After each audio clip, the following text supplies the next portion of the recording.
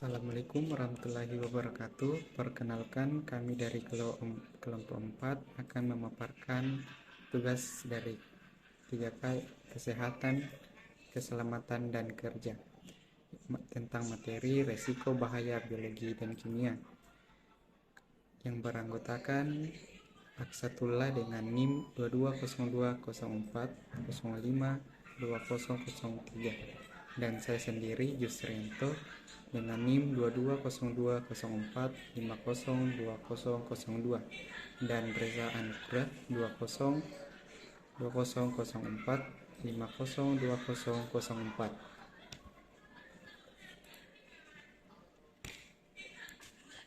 Di sini kami akan membahas tentang risiko bahaya biologi dan kimia, tentang bakteri, virus, parasit, pengaruh kimia terhadap kesehatan, jalan masuk ke tubuh, pencegahannya, dan bahan perlindungannya. Yang pertama, saya akan membacakan materi tentang bakteri.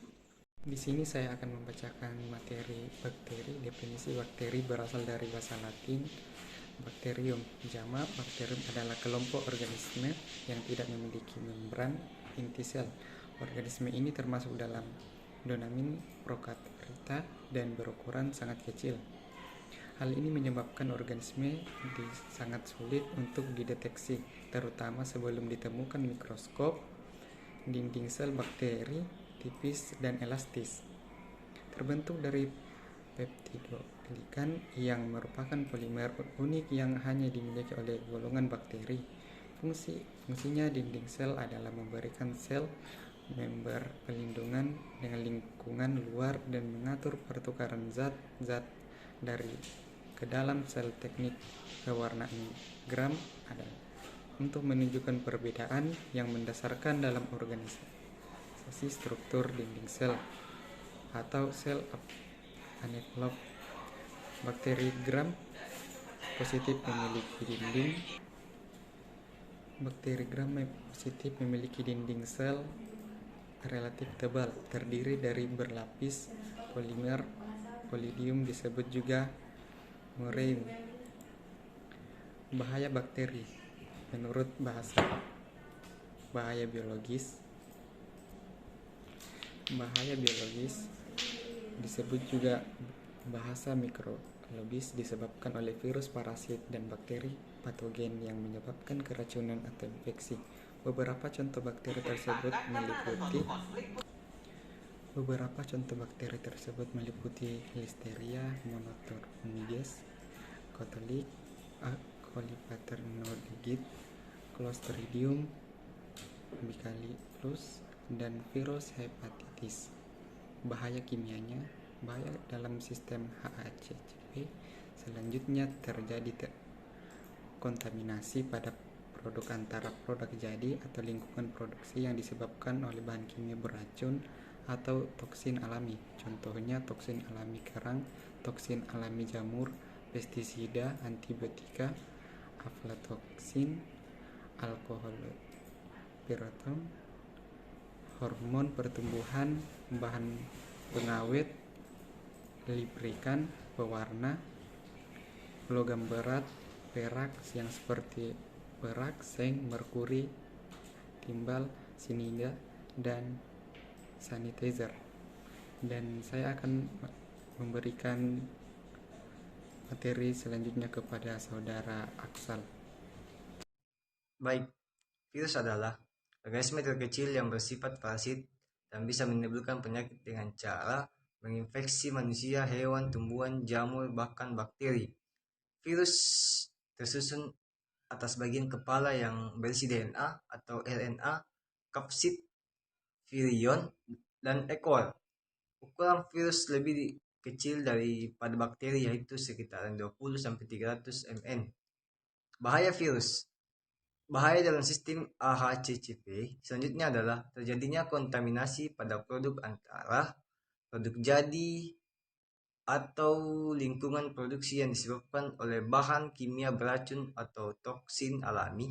Contohnya, toksin alami kering, toksin alami jamur, pestisida, antibiotika, aflatoksin, alkaloid,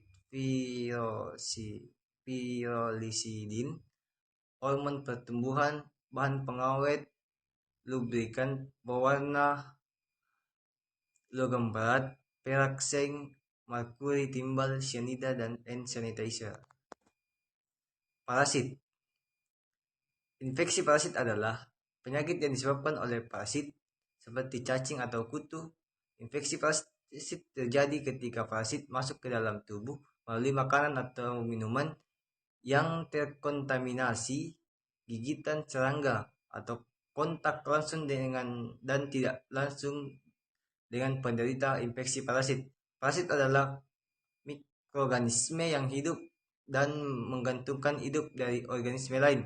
Sebagai bagian parasit tidak berbahaya, sedangkan sebagian lain dapat hidup dan berkembang di dalam tubuh manusia kemudian menyebabkan infeksi. Saya ingin menjelaskan pengaruh bahan kimia terhadap kesehatan dan jalan masuk ke tubuh dan mencegahnya, bahkan perlindungan. Secara umum bahaya terbagi menjadi dua kelompok besar, yaitu bahaya keselamatan dan bahaya kesehatan. Bahaya keselamatan merupakan potensi bahaya yang menimbulkan resiko langsung pada keselamatan atau dapat menyebabkan kecelakaan langsung dan cedera meliputi luka bakar, luka saraf, patah tulang, dan cedera punggung atau bahkan kematian. Beberapa keselamatan utama meliputi: 1. Terpeleset atau tersandung kabel listrik di lantai atau cairan tumpah. 2. Bahan kebakaran atau ledakan yang disebabkan oleh bahan mudah terbakar atau bahan kimia peledak. 3. Bagian mesin atau perlengkapan yang bergerak seperti pisau. 4.